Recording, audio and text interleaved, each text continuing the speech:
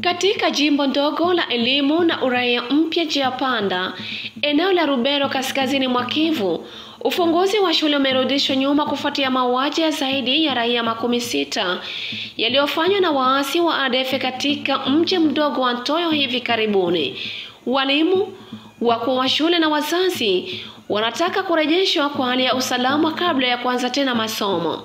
Kambale, msemaji wa vyama vya walimu njia panda, amesisitiza kuwa hali hiyo si mgomo bali ni kusitisha shughuli zote za masomo kwa sababu ya ukosefu wa usalama. Tayari wanafunzi wengi wameanza kukimbilia miji iliyo na utulivu zaidi kama Butembo, Beni kaskazini mwa Kivu au maeneo ya Mambasa katika jimbo la Ituri.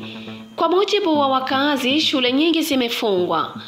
Kumbuka kuwa kijiji cha Ntoyo kilishambuliwa usiku wa tarehe 8 kuamkia tarehe 9 Septemba na waasi wa ADF na kusababisha vifo vya zaidi ya raia 16 wasio na hatia.